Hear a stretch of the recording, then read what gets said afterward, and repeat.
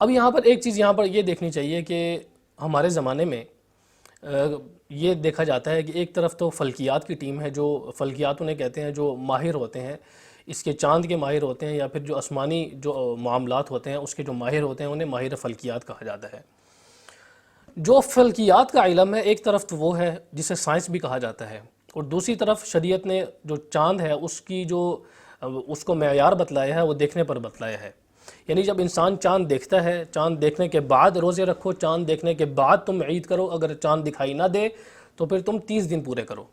اب یہاں پر ہم سائنس کی مانیں یہ چاند کے دیکھنے کو معیار بنایا جائے، دو چیزیں آپس میں ٹکراتی ہیں۔ تو دیکھنا یہ ہے کہ دونوں چیزوں کو ہم نے ساتھ لے کر چلنا ہے۔ اعتبار تو رؤیت کا ہوگا، یعنی چاند کے دیکھنے کا ہوگا، لیکن ساتھ ساتھ آپ نے ہیلپ آؤٹ کرنا ہے جو فلکیات ہیں اس سے، یعنی آپ دوربینوں سے دیکھیں، اس کے بعد جو حساب کتاب ہے اس سے دیکھیں۔ تو یہ اسلامی فقہ اکیڈمی ہے جدہ کی، اس کا بھی یہی فیصلہ ہے، بالکل ان کی قرارداد ہے کہ قمری مہینے کے آغاز اور اختتام کے ثبوت کے لیے اصل معیار چاند کو دیکھنا ہے،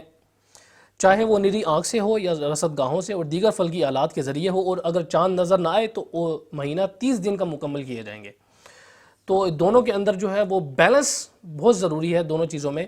یہ نہ ہو کہ آپ ایک طرف تو چاند نظر آ رہا اور دوسری طرف یہ ہو کہ نہیں بھئی اس کا اعتبار نہیں ہوگا سائنس کا، اور دوسری طرف سائنس یہ بات کہہ رہی ہو کہ بھئی چاند نظر آنا ممکن ہی نہیں ہے، اور دوسرے لوگ گواہیاں لے کے آ رہے ہیں، اور پھر اس میں جو ہے نا وہ دے دیا جائے کہ بھئی چاند نظر آ گیا۔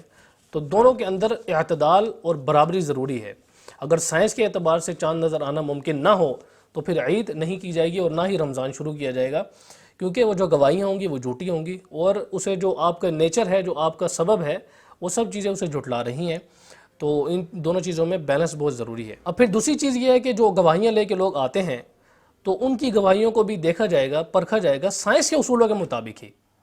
کہ اس سے معلوم کیا جائے گا کہ بھئی چاند کا جو ڈائریکشن تھا وہ کس طرف تھا، اور چاند کے کونے کس طرف تھے، اور چاند کا جو ہے وہ حساب کتاب کس طرف تھا، آپ نے کس طرف دیکھا ہے، مشرق میں دیکھا ہے، مغرب میں دیکھا ہے، شمال میں دیکھا ہے، جنوب میں دیکھا ہے۔ تو یہ سب چیزیں معلوم اس سے کی جائیں گی۔ اگر وہ یہ کہتا ہے کہ بھئی چاند کی نوکیں اوپر کی طرف تھیں اور چاند کی نوکیں اس وقت نیچے کی طرف ہونی چاہیے تھیں، علم یہ کہتا ہے فلکیات، تو اس کی گواہی جھوٹی سمجھی جائے گی، اس کی گواہی معتبر نہیں ہوگی۔ اسی طرح وہ کہتا ہے کہ بھئی میں نے چاند جو ہے وہ مغرب میں دیکھا ہے، حالانکہ مشرق میں نکلنا تھا،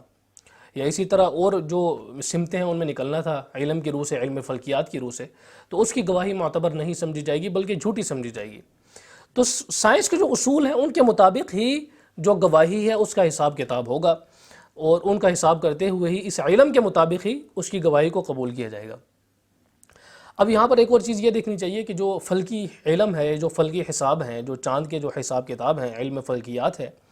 وہ ایک مستقل علم ہے جس کے اپنے اصول اور قواعد ہیں، جس کے بعض نتائج کی رعایت رکھنا مناسب ہے، جیسے کہ چاند اور سورج کے جو نکلنے کا وقت ہے، یعنی سورج کس وقت نکلے گا، چاند کس وقت نکلے گا، یہ بھی ہمیں علم فلکیات ہی بتلاتا ہے۔ اب فلکیات کا علم تو یہ بتلا رہا ہے کہ چاند کا جو نکلنا ہے، یا جو چاند کا جو نظر آنے کا وقت ہے، وہ مغرب سے پہلے کا وقت ہے، اور مغرب کے بعد رؤیت ممکن نہیں ہے، اور بعد میں آگے کوئی شخص کہہ رہے جی میں نے تو چاند دیکھ لیا ہے، تو اس کی گواہی کا اعتبار نہیں کیا جائے گا۔